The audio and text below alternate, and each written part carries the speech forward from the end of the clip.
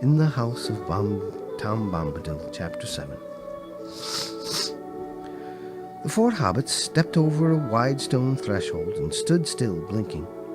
They were in a long, low room filled with the light of lamps swinging from the beams of the roof, and on the table of dark polished wood stood many candles, tall and yellow, burning brightly. In a chair on the far side of the room, facing the outer door, sat a woman. Her long yellow hair rippled down her shoulders. Her gown was green as young reeds, shot with silver like beads of dew, and her belt was of gold, shaped like a chain of flag lilies set with pale blue eyes of forget-me-nots. About her feet, in wide vessels of green and brown earthenware, white water lilies were floating, so that she seemed to be enthroned in the midst of a pool. "Enter, good guests," she said, and as she spoke they knew that it was her clear voice that they had heard singing. They came a few timid steps further into the room, and began to bow low, feeling strangely surprised and awkward, like folk that, knocking at a cottage door to beg for a drink of water, have been answered by a fair young elf-queen, clad in living flowers. But before they could say anything, she sprang lightly up and over the lily bowls, and ran laughing toward them. And as she ran, her gown rustled softly like the wind in the flowering borders of a river. "Come, dear folk," she said, taking Frodo by the hand. "Laugh and be merry. I am Goldberry, daughter of the river." Then lightly she passed them, and closing the door, she turned her back to it, with her white arms spread out across it.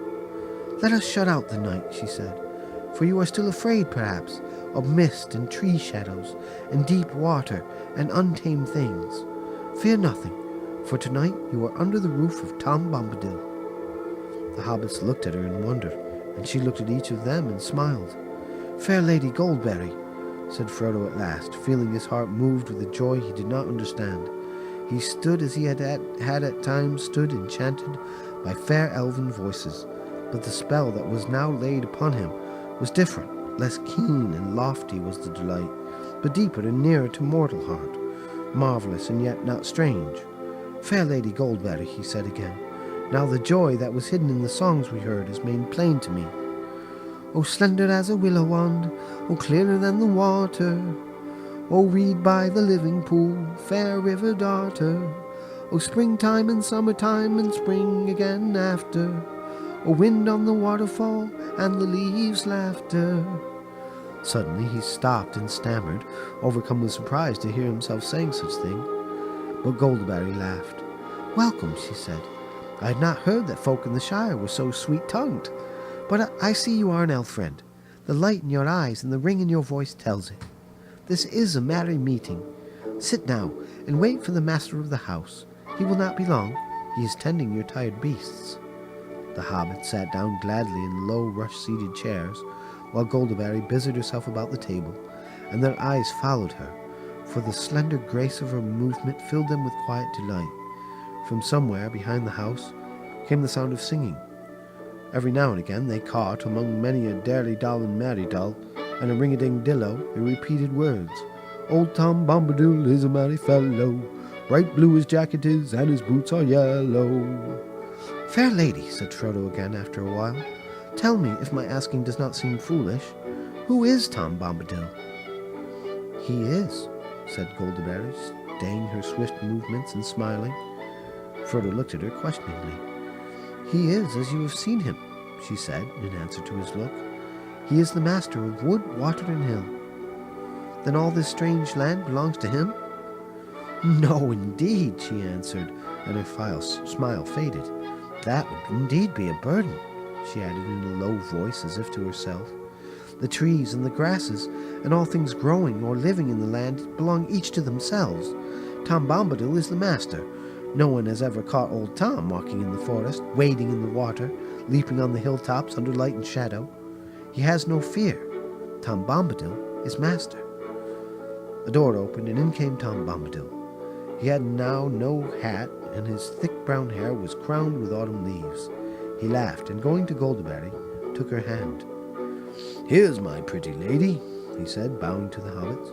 "Here's my Goldberry, clothed all in silver green with flowers in her girdle. Is the table laden? I see yellow cream and honeycomb and white bread and butter, milk, cheese and green herbs and ripe berries gathered. Is that enough for us? Is the supper ready?" "It is," said Goldaberry, "but the guests perhaps are not." Tom clapped his hands and cried, "Tom, Tom, your guests are tired. You had near forgotten. Come now, my merry friends, and Tom will refresh you. You shall clean grimy hands and wash your weary faces, cast off your muddy cloaks, and comb out your tangles." He opened the door, and they followed him down a short passage and round a sharp turn. They came to a low room in a sloping roof, a penthouse, it seemed, built on the north end of the house. Its walls were of clean stone, but they were mostly covered with green hanging mats and yellow curtains. The floor was flagged and strewn with fresh green rushes. There were 4 deep mattresses, each piled with white blankets, laid on the floor along one side. Against the opposite wall was a long bench laden with wide earthenware basins, and beside it stood brown ewers filled with water, some cold, some steaming hot, and there were soft green slippers set ready beside each bed. Before long, washed and refreshed, the hobbits were seated at the table, 2 at each side, while at either end sat Goldaberry and the master. It was a long and merry meal. Though the hobbits ate as only famished hobbits can eat, there was no lack. The drink in their drinking bowls seemed to be clear cold water, yet it went to their hearts like wine and set free their voices. The guests became suddenly aware that they were singing merrily, as if it was easier and more natural than talking. At last Tom and Goldaberry rose and cleared the table swiftly. The guests were commanded to sit quiet, and were set in chairs, each with a footstool to his tired feet. There was a fire in the wide hearth before them, and it was burning with a sweet smell, as if it were built of apple wood. When everything was set in order, all the lights in the room were put out, except one lamp and a pair of candles at each end of the chimney shelf. Then Goldaberry came and stood before them, holding a candle. She wished them each good night and deep sleep. "Have peace now," she said, "until the morning. Heed no nightly noises, for nothing passes door and window here, save moonlight and starlight, and the wind off the hilltop. Good night." She passed out of the room with a glimmer and a rustle.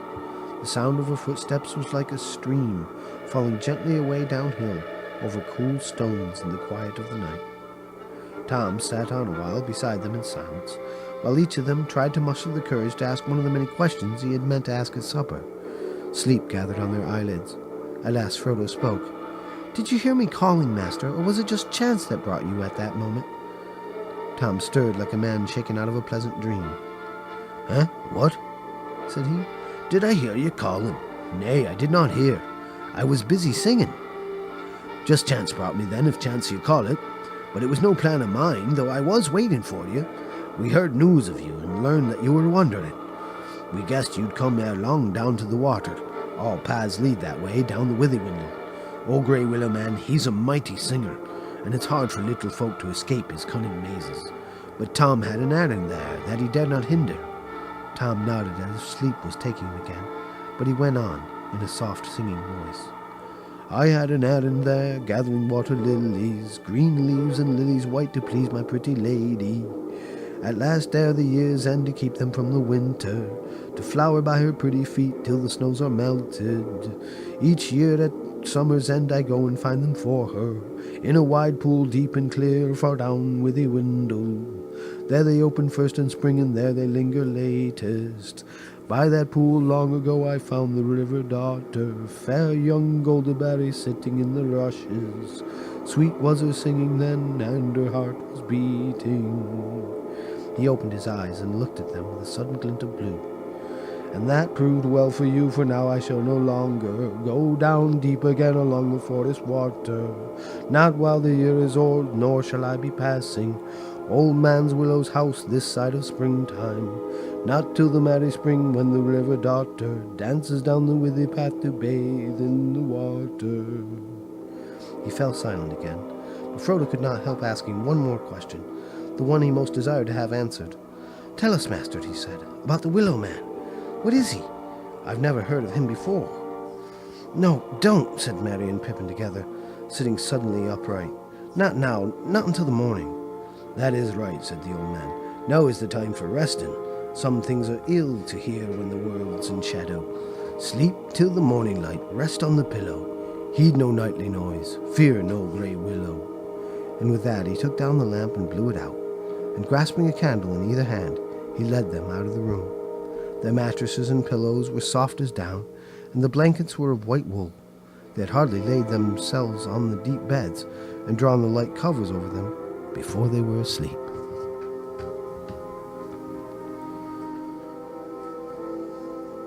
In the dead of night, Frodo lay in a dream without light. Then he saw the young moon rising. Under its thin light, there loomed before him a black wall of rock, pierced by a dark arch like a great gate. It seemed to Frodo that he was lifted up, and passing over, he saw that the rock wall was a circle of hills, and that within it was a plain, and in the midst of the plain stood a pinnacle of stone, like a vast tower, but not made by hands. On its top stood the figure of a man. The moon, as it rose, seemed to hang for a moment above his head, and glistened in his white hair as the wind stirred it. Up from the dark plain below came the crying of fell voices and the howling of many wolves. Suddenly, a shadow, like the shape of great wings, passed across the moon. The figure lifted his arms, and a light flashed from the staff that he wielded. A mighty eagle swept down and bore him away. The voices wailed and the wolves yammered. There was a noise like a strong wind blowing, and on it was borne the sound of hooves, galloping, galloping, galloping from the east. "Black riders," thought Frodo as he wakened, with the sound of the hooves still echoing in his mind.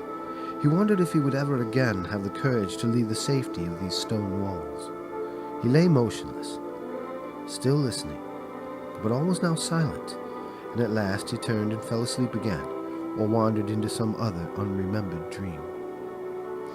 At his side, Pippin lay dreaming pleasantly, but a change came over his dreams, and he turned and groaned.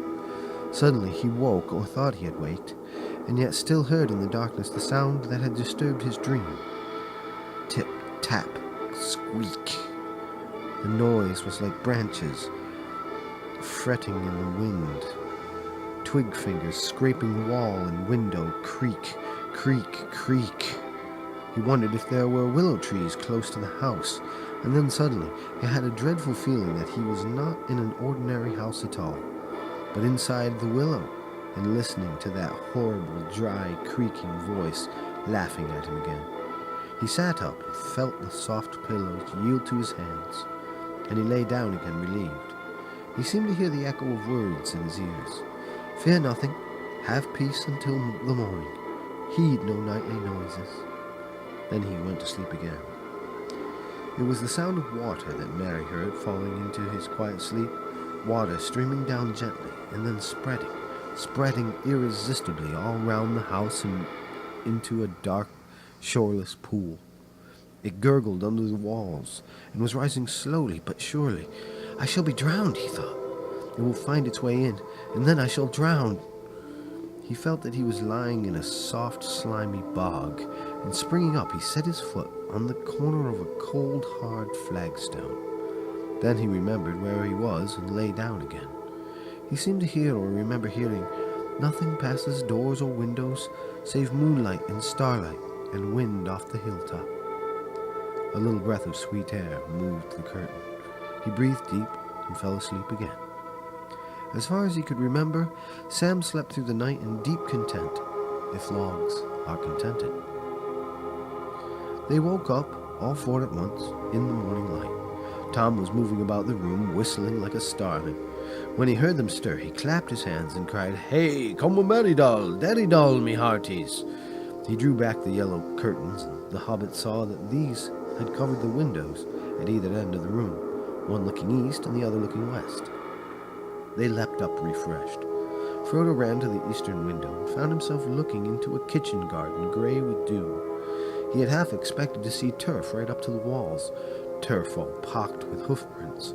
Actually, his view was screened by a tall line of beans on poles, but above and far beyond them, the grey top of the hill loomed up against the sunrise. It was a pale morning, In the east, behind long clouds like lines of soiled wool stained red at the edges, lay glimmering deeps of yellow.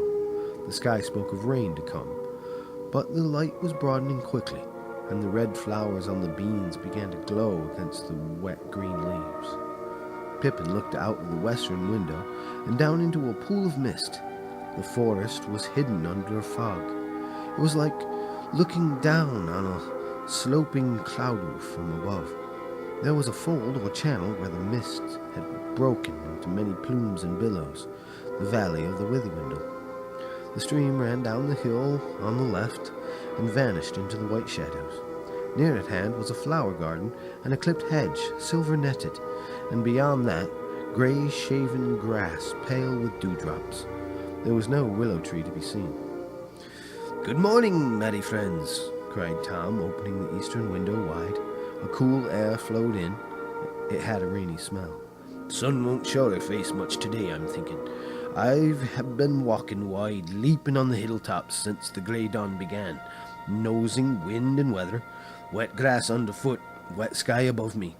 I wakened Goldberry singing under the window, but not wakes hobbit folk in the early morning. In the night little folks wake up in the darkness, and sleep after light is come. Ring-a-ding-dillo, wake now, me merry friends, forget the nightly noises. Ring-a-ding-dello-dell, derry-dell, me hearties. If you'll come soon, you'll find breakfast on the table. If you come late, you'll get grass and rainwater." Needless to say, not that Tom's threat sounded very serious, the hobbits came soon and left the table late, and only when it was beginning to look rather empty. Neither Tom nor Goldberry were there. Tom could be heard about the house, clattering in the kitchen and up and down the stairs, and singing here and there outside. The room looked westward over the mist-clouded valley, and the window was open. Water dripped down from the thatched eaves above. Before they had finished breakfast, the clouds had joined into an unbroken roof, and a straight grey rain came softly and steadily down. Behind its deep curtain, the forest was completely veiled. As they looked out of the window, there came falling gently, as if it was flowing down the rain out of the sky, the clear voice of Goldberry singing up above them. They could hear few words, but it seemed plain to them that the song was a rain song, as sweet as showers on dry hills, that told the tale of a river from the spring in the highlands to the sea far below.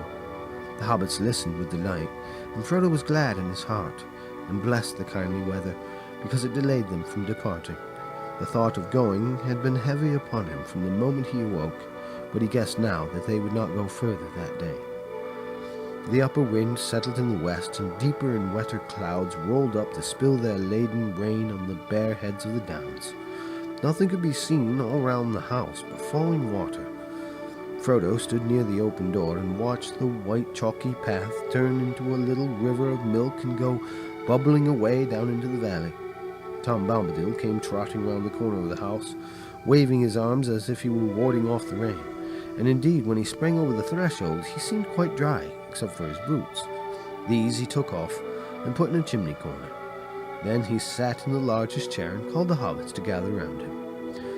"This is Goldberry's washing day," he said, "and her autumn cleaning. Too wet for hobbit folk. Let them rest while they are able. It's a good day for long tales, for questions and for answers, so Tom will start the talking." He then told them many remarkable stories, sometimes half as if speaking to himself, sometimes looking at them suddenly with a bright blue eye under his deep brows. Often his voice would turn to song, and he would get out of his chair and dance about. He told them tales of bees and flowers, the ways of trees, and the strange creatures of the forest, about evil things and good things, and things friendly and things unfriendly, cruel things and kind things, and secrets hidden under brambles. As they listened, they began to understand the lives of the forest, apart from themselves, indeed to feel themselves as the strangers where all other things were at home. Moving constantly in and out of his talk was Old Man Willow, and Frodo learned now enough to content him, indeed more than enough, for it was not comfortable lore. Tom's words laid bare the hearts of trees and the thoughts, which were often dark and strange, and filled with the hatred of things that go free upon the earth, gnawing, biting, breaking, hacking, burning, destroyers and usurpers. It was not called the Old Forest for nothing, for it was indeed ancient, a survivor of vast forgotten woods, and in it there lived yet, aging no quicker than the hills, the fathers of trees, remembering times when they were lords. The countless years had filled them with pride and rooted wisdom, and with malice. But none were more dangerous than the great willow.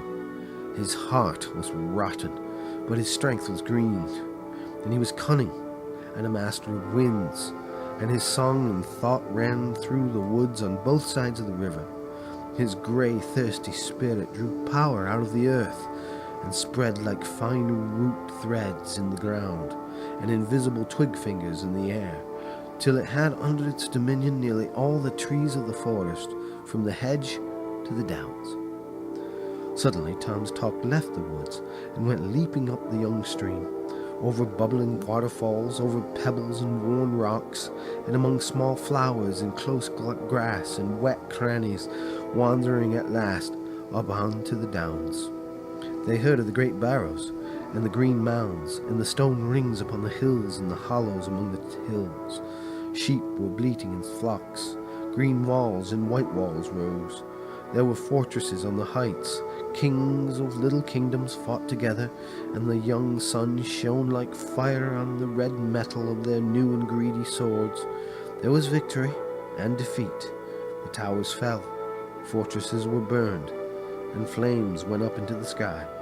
Gold was piled on the briars of dead kings and queens, and mounds covered them, and the stone doors were shut, and the grass grew over all. Sheep walked for a while, biting the grass, but soon the hills were empty again. A shadow came out of dark places far away, and the bones were stirred in the mounds. Battle-rights walked in the hollow places, with a clink of rings on cold fingers, and gold chains in the wind. Stone rings grinned out of the ground like broken teeth in the moonlight. The hobbits shuddered. Even in the Shire, the rumor of the Barrow-rights and of the Barrow Downs, beyond the forest, had been heard. But it was not a tale that any hobbit would like to listen to, even by a comfortable fireside far away. These four now suddenly remembered what the joy of this house had driven from their minds. The house of Tom Bombadil nestled under the very shoulder of those dreaded hills. They lost the thread of his tale and shifted uneasily, looking aside at one another. When they caught his words again, they found that he had now wandered into strange regions beyond their memory and beyond their waking thought, into times when the world was wider and the seas flowed straight to the western shore. And still on and back Tom went, singing out into ancient starlight, when only the elf sires were awake. Then suddenly he stopped, and they saw that he nodded as if he were falling asleep. The hobbit sat still before him, enchanted, and it seemed as if, under the spell of his words, the wind had gone, and the clouds had dried up, and the day had been withdrawn, and darkness had come from east and west, and all the sky was filled with the light of white stars. Whether the morning and evening of one day or of many days had passed, Frodo could not tell. He did not feel either hungry or tired, only filled with wonder. The stars shone through the window, and the silence of the heavens seemed to be round him. He spoke at last out of his wonder and a sudden fear of that silence. "Who are you, master?" he asked. "Eh? What?" said Tom, sitting up, and his eyes glinting in the gloom. "Don't you know my name yet? That's the only answer. Tell me, who are you, alone yourself and nameless? But you are young, and I am old. Eldest, that's what I am. Mark my words, my friends. Tom was here before the river and the trees. Tom remembers the first raindrop and the first acorn. He made paths before the big people and saw the little people arriving. He was here before the kings and the queens and the graves of the Barrow-rights.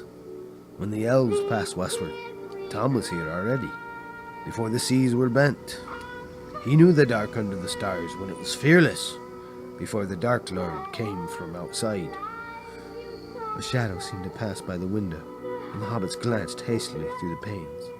When they turned again, Goldaberry stood in the door behind, framed in light. She held a candle, shielding its flame from the draught with her hand, and the light flowed through it like sunlight through a white shell. "The rain has ended," she said, "and new waters are running downhill under the stars. Let us now laugh and be glad." "Let us have food and drink," cried Tom. "Long tales are thirsty work, and long listening's hungry work, morning, noon, and evening." With that, he jumped out of his chair and with a bound took a candle from the chimney shelf and lit it in the flame that Goldaberry held. Then he danced about the table. Suddenly he hopped through the door and disappeared. Quickly he returned, bearing a large and laden tray. Then Tom and Goldaberry set the table, and the hobbits sat half in wonder and half in laughter. So fair was the grace of Goldaberry, and so merry and odd the caperings of Tom. Yet in some fashion they seemed to weave a single dance, neither hindering the other, in and out of the room, and round about the table. And with great speed food and vessels and lights were set in order. The boards blazed with candles, white and yellow. Tom bowed to his guests. "Supper is ready," said Goldaberry, and now the hobbits saw that she was clothed all in silver, with a white girdle, and her shoes were like fish's mail. But Tom was all in clean blue, blue as rain-washed forget-me-nots, and he had green stockings. It was a supper even better than before. The hobbits, under the spell of Tom's words, may have missed one meal or many, but when the food was before them it seemed at least a week since they had eaten.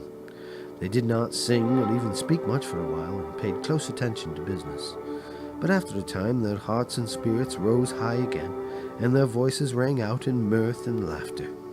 After they had eaten, Goldaberry sang many songs for them, songs that began merrily in the hills and fell softly down into silence, and in the silences they saw in their minds pools and waters wider than any they had known, and looking into them they saw the sky below them and the stars like jewels in the depths. Then once more she wished them each good night, and left them by the fireside.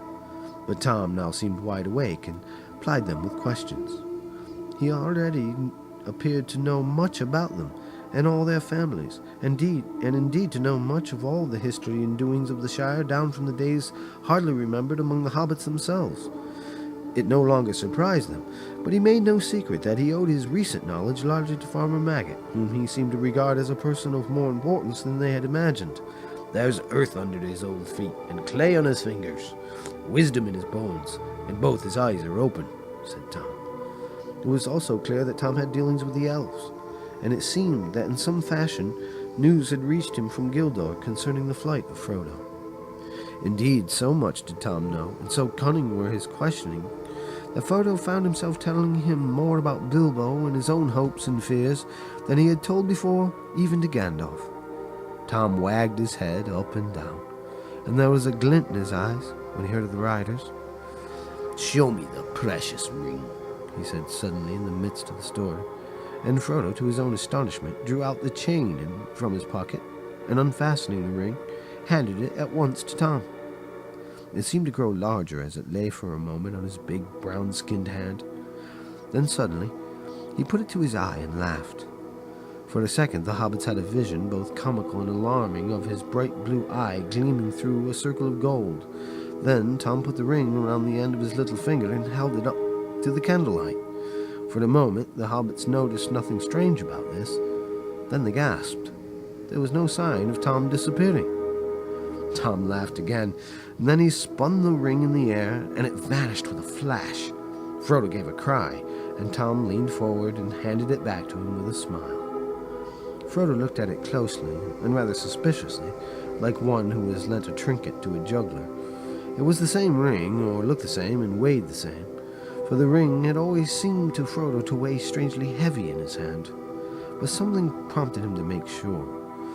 He was perhaps a trifle annoyed with Tom for seeming to make so light of what even Gandalf thought so perilously important. He waited for an opportunity when the talk was going again, and Tom was telling an absurd story about badgers and their queer ways. Then he slipped the ring on. Merry turned toward him to say something, gave a start, and checked an exclamation. Frodo was delighted in a way. It was his own ring, all right, for Mary was staring blankly at his chair and obviously could not see him. He got up and crept quietly away from the fireside toward the outer door. "Hey there!" cried Tom, glancing toward him with a most seeing look in his shining eyes. "Hey, come, Frodo there. Where be you a-going? Old Tom Bombadil's not as blind as that yet. Take off your golden ring. Your hand's more fair without it. Come back. Leave your game and sit down beside me. You must talk a while more and think about the morning. Tom must teach the right road and keep your feet from wandering." Frodo laughed, trying to feel pleased, and taking off the ring, he came and sat down again. Tom now told him that he reckoned the sun would shine tomorrow, and it would be a glad morning, and setting out would be hopeful.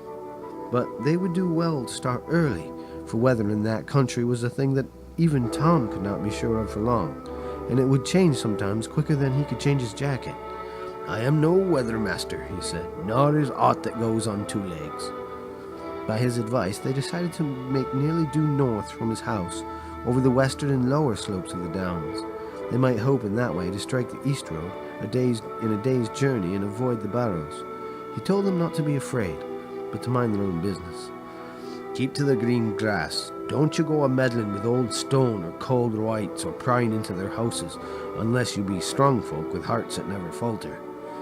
He said this more than once, and he advised them to pass Barrows by on the west side, if they chanced to stray near one. Then he taught them a rhyme to sing, if they should by ill luck fall into any danger or difficulty the next day. "Ho, Tom Bombadil, oh, by water, wood, and hill, by reed and willow, by fire, sun, and moon, hearken now and hear us. Come, Tom Bombadil, for our need is near us." When they had sung this together after him, he clapped them each on the shoulder with a laugh, and taking candles, led them back to their bedrooms.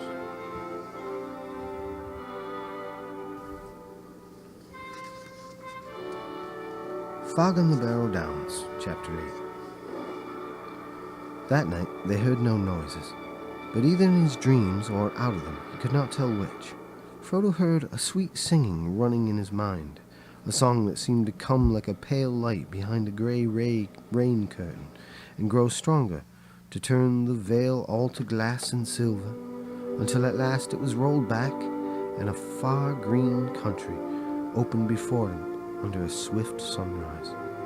The vision melted into waking, and there was Tom whistling like a tree full of birds, and the sun was already slanting down the hill and through the open window. Outside everything was green and pale gold. After breakfast, which they ate again alone, they made ready to say farewell, and as nearly heavy of heart as was possible on such a morning, cool, bright, and clean under a washed autumn sky of thin blue. The air came fresh from the northwest. Their quiet ponies were almost frisky, sniffing and moving restlessly. Tom came out of the house and waved his hat and danced upon the doorstep, bidding the hobbits to get up and be off and go with good speed. They rode off along a path that wound away from behind the house and went slanting up towards the north end of the hill-brow under which it sheltered. They had just dismounted to lead their ponies up the last slope when suddenly Frodo stopped. "Goldberry," he cried, "my fair lady, clad all in silver green. We have never said farewell to her, nor seen her since the evening." He was so distressed that he turned back, but at that moment a clear call came rippling down. There on the hill-brow she stood, beckoning to them. Her hair was flying loose, and as it caught the sun it shone and shimmered. A light, like the glint of water on dewy grass, flashed from under her feet as she danced. They hastened up the last slope and stood breathless beside her. They bowed, but with a wave of her arm she bade them look round, and they looked out from the hilltop over lands under the morning. It was now as clear and far seen as it had been veiled and misty when they stood upon the knoll in the forest, which could now be seen rising pale and green out of the dark trees in the west. In that direction the land rose in wooded ridges, green, yellow, russet under the sun, beyond which lay hidden the valley of the Brandywine. To the south, over the line of the Windywindle, there was a distant glint like pale glass where the Brandywine River made a great loop in the lowlands and flowed away out of knowledge of the hobbits. Northward, beyond the dwindling downs, the land ran away in flats and swellings of gray and green and pale earth colors, until it faded into a featureless and shadowy distance. Eastward, the Barrow Downs rose, ridge behind ridge, into the morning, and vanished out of eyesight into a guess. It was no more than a guess of blue and a remote white glimmer blending with the hem of the sky, but it spoke to them, out of memory and old tales, of the high and distant mountains. They took a deep draught of the air, and felt that a skip and a few stout strides would bear them wherever they wished. They seemed faint-hearted to go jogging aside over the crumpled skirts of the downs toward the road, when they should be leaping, as lusty as Tom, over the stepping stones of the hills straight toward the mountains. Goldberry spoke to them and recalled their eyes and thoughts. "Speed now, fair guests," she said, "and hold to your purpose. North with the wind in the left eye and a blessing on your footsteps. Make haste while the sun shines." And to Frodo she said, "Farewell, elf friend. It is a merry meeting." But Frodo found no words to answer. He bowed low, and mounting his pony, followed his friends, jogging slowly down the gentle slope behind the hill. Tom Bombadil's house and the valley and the forest were lost to view. The air grew warmer between the green walls of hillside and hillside, and the scent of turf rose strong and sweet as they breathed.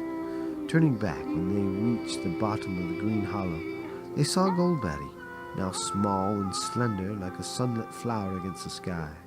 She was standing still, watching them, and her hands were stretched out toward them.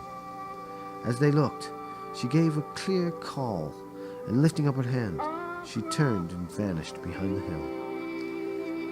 Their way wound along the floor of the hollow, and round the green feet of a steep hill into another deeper and broader valley, and then over the shoulder of further hills, and down their long limbs, and up their smooth sides again, up onto new hilltops and down into new valleys. There was no tree or any visible water. It was a country of grass and short springy turf, silent except for the whisper of the air over the edges of the land, and high lonely cries of strange birds. As they journeyed, the sun mounted and grew hot. Each time they climbed a ridge, the breeze seemed to have grown less. When they caught a glimpse of the country westward, the distant forest seemed to be smoking, as if the fallen rain was steaming up again from leaf and root and mold. A shadow now lay round the edge of sight, a dark haze above which the upper sky was like a blue cap, hot and heavy. About midday they came to a hill whose top was wide and flattened, like a shallow saucer with a green mounded rim. Inside there was no air stirring, and the sky seemed near their heads. They rode across and looked northward. Then their heart rose, for it seemed plain that they had come further already than they had expected. Clearly the distances had now all become hazy and deceptive, but there could be no doubt that the downs were coming to an end. A long valley lay below them, winding away northwards, until it came to an opening between two steep shoulders. Beyond there seemed to be no more hills. Due north they faintly glimpsed a long dark line. "That is a line of trees," said Mary, "and that must mark the road. All along it, for many leagues east of the bridge, there are trees growing. Some say they were planted in the old days." "Splendid," said Frodo. "If we make as good going this afternoon as we have done this morning, we shall have left the downs before the sun sets and be jogging on in search of a camping place." But even as he spoke, he turned his gaze eastward, and he saw that on that side the hills were higher and looked down upon them, and all those hills were crowned with green mounds, and on some were standing stones, pointing upwards like jagged teeth out of green gums. That view was somehow disquieting, so they turned from the sight and went down into the hollow circle. In the midst of it there stood a single stone, standing tall under the sun above, and at this hour casting no shadow. It was shapeless and yet significant. like a landmark or a guarding finger, or more like a warning. But they were now hungry, and the sun was still at the fearless noon, so they set their backs against the east side of the stone. It was cool, as if the sun had had no power to warm it, but at that time this seemed pleasant. There they took food and drink, and made as good a noon meal under the open sky as anyone could wish, for the food came from down under hill. Tom had provided them with plenty for the comfort of the day. Their ponies, unburdened, strayed upon the grass. Riding over the hills and eating their fill, the warm sun and the scent of turf, lying a little too long, stretching out their legs and looking at the sky above their noses, these things are perhaps enough to explain what happened. However that may be, they woke suddenly and uncomfortably from a sleep they had never meant to take. The standing stone was cold, and it cast a long pale shadow that stretched eastward over them. The sun, a pale and watery yellow, was gleaming through the mist just above the west wall of the hollow in which they lay. North, south, and east beyond the wall, the fog was thick, cold, and white. The air was silent, heavy, and chill. Their ponies were standing crowded together with their heads down. The hobbits sprang to their feet in alarm and ran to the western rim. They found that they were upon an island in the fog. Even as they looked out in dismay toward the setting sun, it sank before their eyes into a white sea, and a cold gray shadow sprang up in the east behind. The fog rolled up to the walls and rose above them, and as it mounted, it bent over their heads until it became a roof. They were shut in a hall of mist, whose central pillar was the standing stone. They felt as if a trap was closing about them, but they did not quite lose heart. They still remembered the hopeful view they had had of the line of the road ahead, and they still knew in which direction it lay. In any case, they now had so great a dislike for that hollow place about that stone that no thought of remaining there was in their minds. They packed up as quickly as their chilled fingers would work. Soon they were leading their ponies in single file over the rim and down the long northward slope of the hill, down into a foggy sea. As they went down, the mist became colder and damper, and their hair hung lack and dripping on their foreheads. When they reached the bottom, it was so cold that they halted and got out cloaks and hoods, which soon became bedewed with gray drops. Then, mounting their ponies, they went slowly on again, feeling their way by the rise and fall of the ground. They were steering as well as they could guess, for the gate-like opening at the far northward end of a long valley which they had seen in the morning. Once they were through the gap, they had only to keep on in anything like a straight line, and they were bound in the end to strike the road. Their thoughts did not go beyond that, except for the vague hope that perhaps away beyond the downs there might be no fog. Their going was very slow. To prevent their getting separated and wandering in different directions, they went in file, with Frodo leading. Sam was behind him, and after him came Pippin and then Merry. The valley seemed to stretch on endlessly. Suddenly Frodo saw a hopeful sign. On either side ahead a darkness began to loom through the mist, and he guessed that they were at last approaching the gap in the hills, the north gate of the Barrow Downs. If they could pass that, they'd be free. "Come on, follow me," he called back over his shoulder, and he hurried forward. But his hope soon changed to bewilderment and alarm. The dark patches grew darker, but they shrank, and suddenly he saw, towering ominous before him and leaning slightly toward one another like the pillars of a headless door, two huge standing stones. He could not remember having seen any sign of these in the valley when he looked out from the hill in the morning. He had passed between them almost before he was aware, and even as he did so, darkness seemed to fall round him. His pony reared and snorted, and he fell off. When he looked back, he found that he was alone. The others had not followed him. "Sam," he called. "Pippin, Merry, come along. Why don't you keep up?" There was no answer. Fear took him, and he ran back past the stones, shouting wildly, "Sam! Sam! Merry! Pippin!" The pony bolted into the mist and vanished. Some way off, or so it seemed, he thought he heard a cry. "Hoy, Frodo! Hoy!" It was away eastward, on his left, as he stood under the great stones, staring and straining into the gloom. He pulled off in the direction of the call, and found himself going steeply uphill. As he struggled on, he called again, and kept on calling more and more frantically, but he heard no answer for some time, and then it seemed faint and far ahead and high above him. "Frodo! Hoy!" came the thin voices out of the mist, and then a cry that sounded like, "Help! Help!" oft repeated, ending in a last, "Help!" that trailed off into a long wail, cut suddenly short.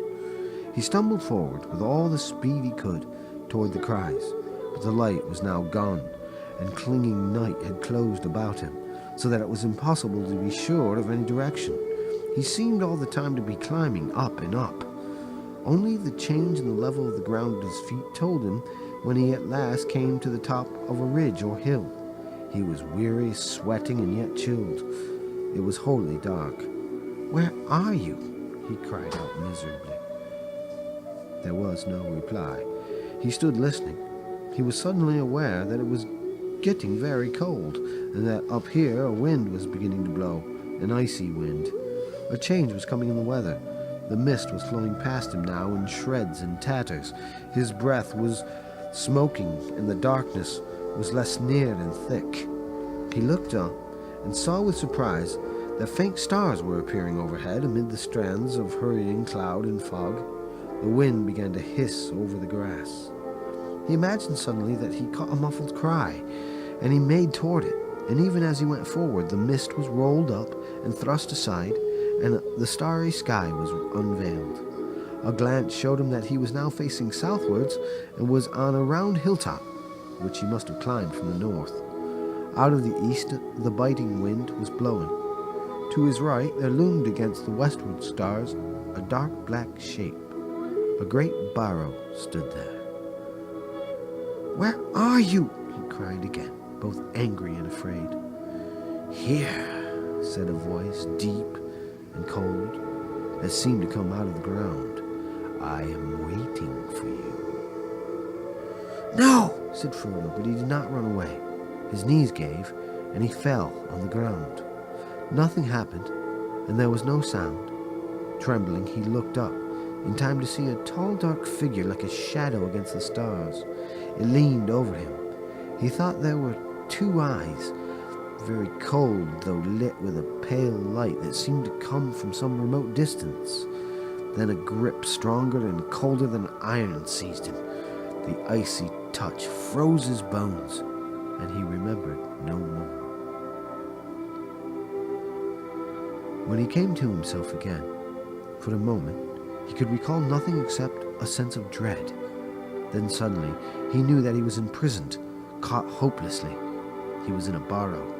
A Barrow-rite had taken him, and he was probably already under the dreadful spells of the Barrow-rites about which whispered tales spoke. He dared not move, but lay as he found himself, flat on his back upon a cold stone with his hands on his breasts. But though his fear was so great that it seemed to be part of the very darkness that was around him, he found himself as he lay thinking about Bilbo Baggins and his stories, of their jogging along together in the lanes of the Shire and talking about roads and adventures. There is a seed of courage hidden, often deeply it is true, in the heart of the fattest and most timid hobbit, waiting for some final and desperate danger to make it grow. Frodo was neither very fat nor very timid. Indeed, though he did not know it, Bilbo and Gandalf had thought him the best hobbit in the Shire. He thought he had come to the end of his adventure, and a terrible end, but the thought hardened him. He found himself stiffening, as if for a final spring. He no longer felt limp, like a helpless prey. As he lay there, thinking and getting a hold on himself, he noticed all at once that the darkness was slowly giving way. A pale greenish light was growing round him. It did not at first show him what kind of a place he was in, for the light seemed to be coming out of himself and from the floor beside him, and had not yet reached the roof or the wall. He turned, and there, in the cold glow, he saw lying beside him Sam, Pippin, and Merry. They were on their backs, and their faces looked deathly pale. They were clad in white. About them lay many treasures, of gold maybe, though in that light they looked cold and unlovely. On their heads were circlets, gold chains were about their waists, and on their fingers were many rings.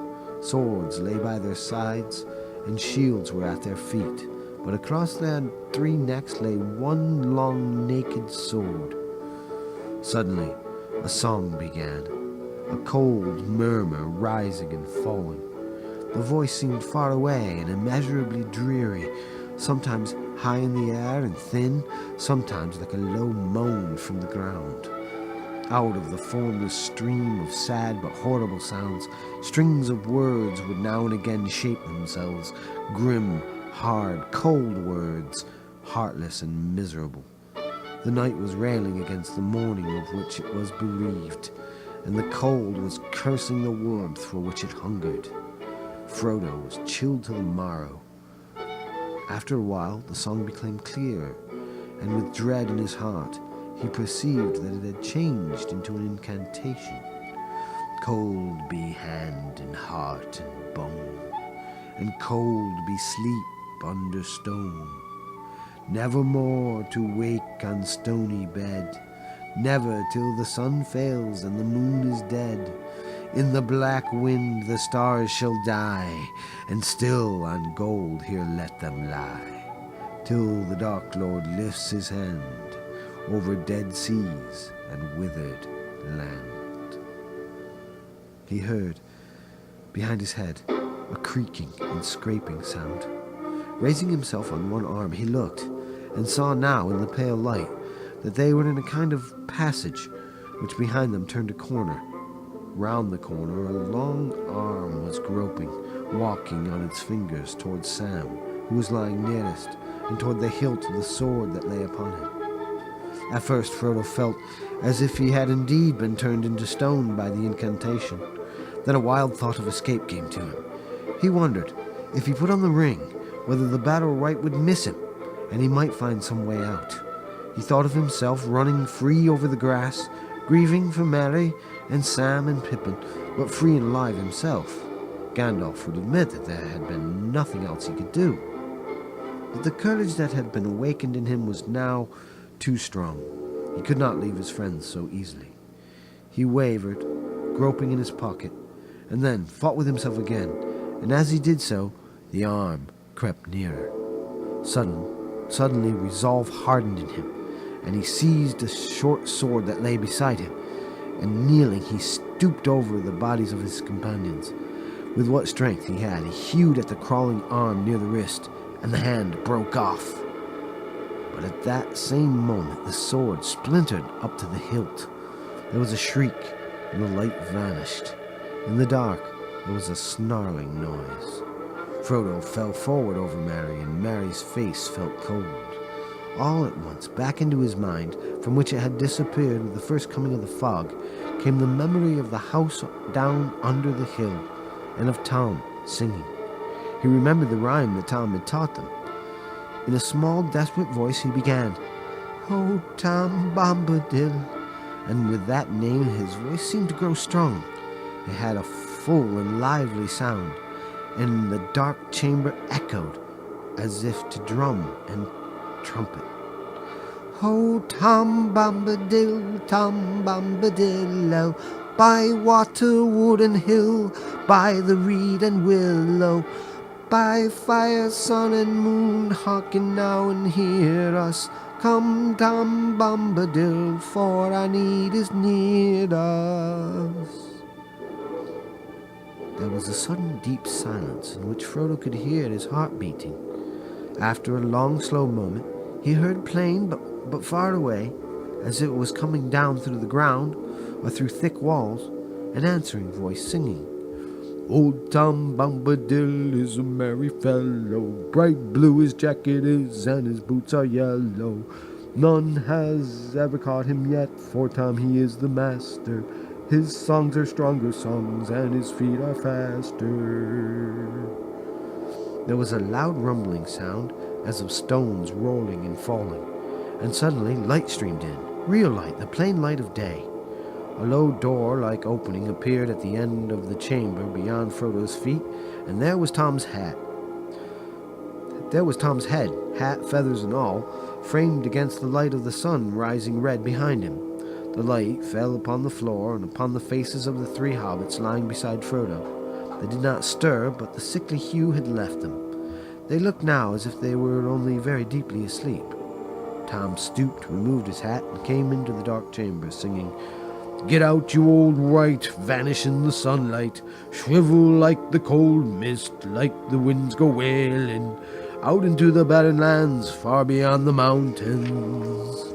Come never here again, leave your Barrow empty, lost and forgotten be, darker than the darkness, where gates stand forever shut, till the world is mended." At these words there was a cry, and part of the inner end of the chamber fell in with a crash. Then there was a long trailing shriek, fading away into an unguessable distance, and after that, silence. "Come, friend Frodo," said Tom, "let us get out onto the clean grass. You must help me bear them." Together they carried out Merry, Pippin, and Sam. As Frodo left the Barrow for the last time, he thought he saw a severed hand wiggling still, like a wounded spider, in a heap of fallen earth. Tom went back in again, and there was a sound of much thumping and stamping. When he came out, he was bearing in his arms a great load of treasure, things of gold, silver, copper, and bronze, many beads and chains and jeweled ornaments. He climbed the green Barrow and laid them all on top in the sunshine. There he stood with his hat in his hand, the wind in his hair, and he looked down upon the three hobbits that had been laid on their backs upon the grass on the west side of the mound. Raising his right hand, he said in a clear and commanding voice, "Wake now, me merry lads, wake now, hear me calling. Warm now be heart and limb, the cold stone is fallen. Dark door is standing wide, dead hand is broken. Night under night is flown, and the gate is open." To Frodo's great joy, the hobbits stirred, stretched their arms, rubbed their eyes, and then suddenly sprang up. They looked about in amazement, first at Frodo, and then at Tom, standing large as life on the Barrow top above them, and then at themselves in their thin white rags, crowned and belted with pale gold and jingling with trinkets. "What in the name of wonder?" began Merry, feeling the golden circlet that had slipped over one eye. Then he stopped, and a shadow came over his face, and he closed his eyes. "Of course, I remember," he said. "The men of Khand Dûm came on us at night, and we were worsted. Ah, the spear in my heart!" He clutched at his breast. No, he said, opening his eyes. "What am I saying? I've been dreaming. Where did you get to, Frodo?" "I thought that I was lost," said Frodo, "but I don't want to speak of it. Let us think of what we are to do now. Let us go on." "Dressed up like this, sir," said Sam. "Where are my clothes?" He flung his circular belt and rings on the grass and looked around helplessly as if he expected to find his cloak, jacket, and breeches and other hobbit garments lying somewhere to hand. "You won't find your clothes again," said Tom, bowing down from the mount and laughing as he danced around them in the sunlight. One would have thought that nothing dangerous or dreadful had happened, and indeed the horror faded out of their hearts as they looked at him and saw the merry glint in his eyes. "What do you mean?" asked Pippin, looking in, half puzzled and half amused. "Why not?" But Tom shook his head, saying, "You found yourselves again out of the deep water. Clothes are but little loss if you escape from drowning. Be glad, my merry friends, and let this warm sunlight heat now heart and limb. Cast off these cold rags, run naked on the grass while Tom goes a-hunting." He sprang away down the hill, whistling and calling. Looking down after him, Frodo saw him running away southwards along the green hollow between their hill and the next, still whistling and crying. "Hey now, come hey now, whither do ye wander? Up, down, near and far, here, there, or yonder. Sharp ears, wise nose, swish tail and bumpkin, white socks, my little lad, and old fatty lumpkin." So he sang, running fast, tossing up his hat and catching it, until he was hidden by a fold in the ground. But for some time his hey now, hoey now came floating back down the wind, which had shifted round toward the south. The air was growing very warm again. The hobbits ran about for a while on the grass, as he told them. Then they lay basking in the sun, with the delight of those that had been wafted suddenly from a bitter winter to a friendly clime, or of people that, after being long ill and bedridden, wake one day to find that they are unexpectedly well, and the day is full of promise. By the time that Tom returned, they were feeling strong and hungry. He reappeared, hat first, over the brow of the hill, and behind him came in an obedient line 6 ponies that owned 5 and 1 more. The last was plainly old Fatty Lumpkin. He was larger, stronger, fatter, and older than their own ponies. Mary, to whom the others belonged, had not in fact given them any such names, but they answered to the new names that Tom had given them for the rest of their lives. Tom called them one by one, and they climbed over the brow and stood in a line. Then Tom bowed to the hobbits. "Here are your ponies now," he said. "They've more sense in some ways than you wandering hobbits have. More sense in their noses, for they sniff danger ahead while you walk right into it. And if they run to save themselves, then they run the right way. You must forgive them all, for though their hearts are faithful, to face fear of Barrowites is not what they were made for. See, here they come again, bringing all their burdens." Mary, Sam, and Pippin now clothed themselves in spare garments from their packs, and they soon felt too hot, for they were obliged to put on some of the thicker and warmer things that they had brought against the oncoming of winter. "Where does that other old animal, that Fatty Lumpkin, come from?" asked Frodo. "He's mine," said Tom, "my 4-legged friend, though I seldom ride him, and he wanders often far, free upon the hillsides. When your ponies stayed with me, they got to know my Lumpkin, and they smelt him in the night, and ran quickly to meet him. I thought he'd look for them, and with his words of wisdom take all their fear away. But now, my jolly Lumpkin, old Tom's going to ride. Hey, he's coming with you, just to set you on the road, so he needs a pony. For you cannot easily talk to hobbits that are riding, when you're on your own legs trying to trot beside them." The hobbits were delighted to hear this, and thanked Tom many times, but he laughed and said that they were so good at losing themselves that he would not feel happy until he had seen them safe over the borders of his land. "I've got things to do," he said, "my making and my singing, my talking and my walking, and my watching of the country. Tom can't always be near to open doors and willow cracks. Tom has a house to mind, and Goldberry is waiting." It was still fairly early by the sun, something between 9 and 10, and the hobbits turned their minds to food. Their last meal had been lunch beside the Standing Stone the day before. They breakfasted now off the remainder of Tom's provisions, meant for their supper, with additions that Tom had brought with him. It was not a large meal, considering hobbits and the circumstances, but they felt much better for it. While they were eating, Tom went up to the mound and looked through the treasures. Most of these he made into a pile that glistened and sparkled on the grass.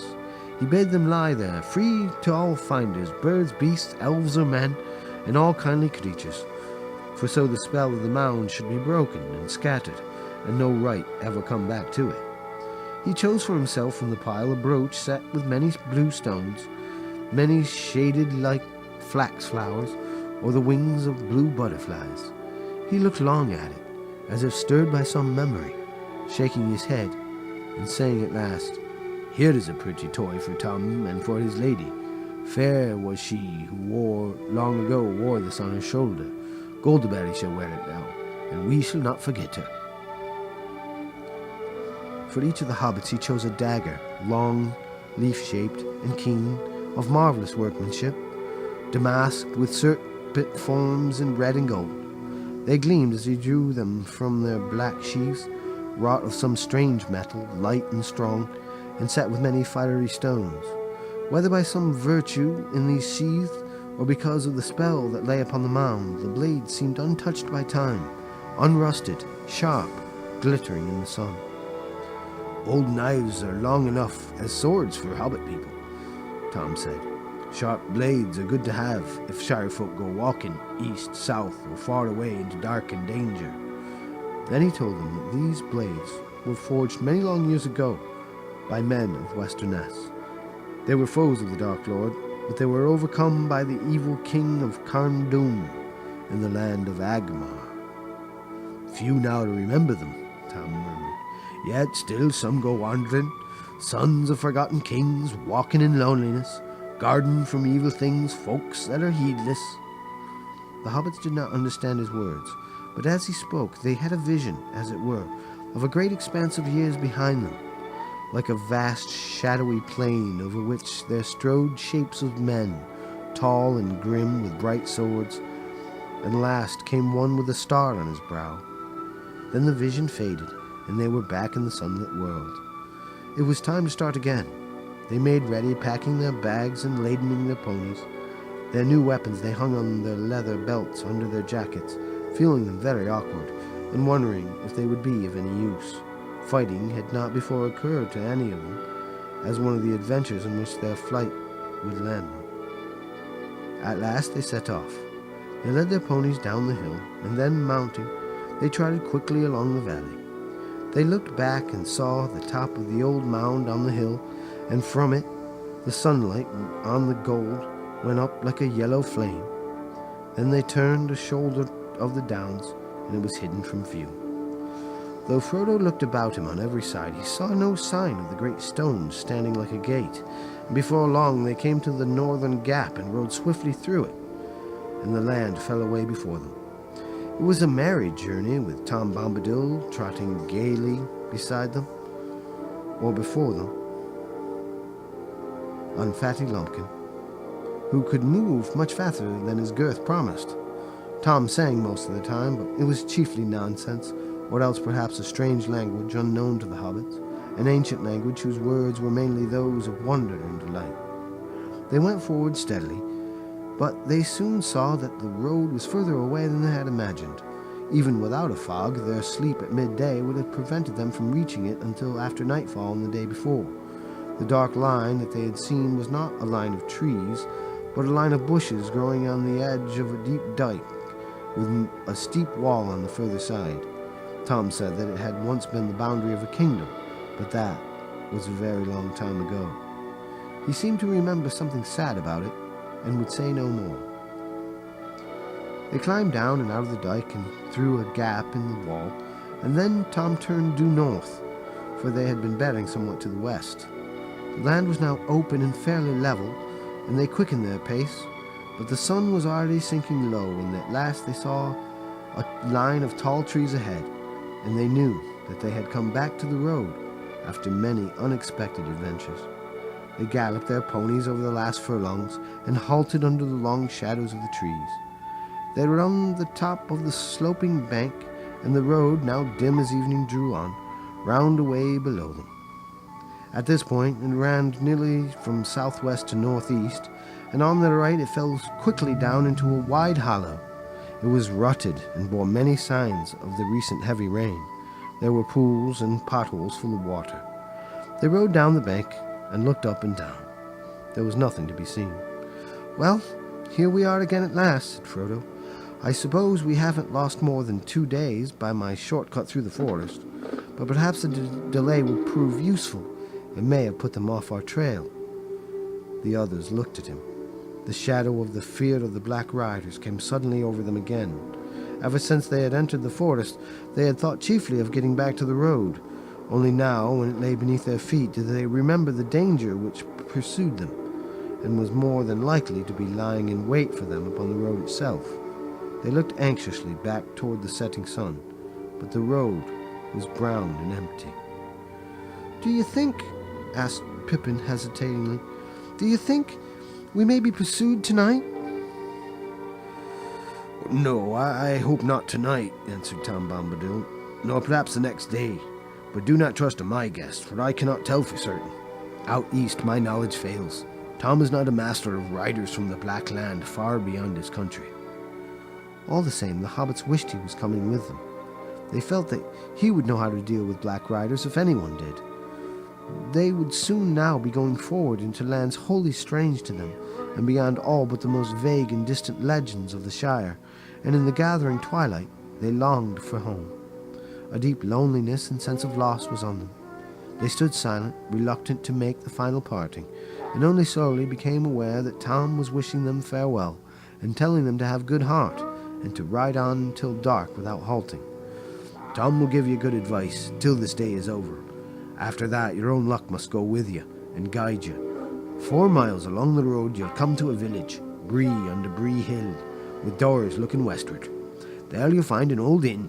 It is called the Prancing Pony. Barlaam Butterbur is a worthy keeper.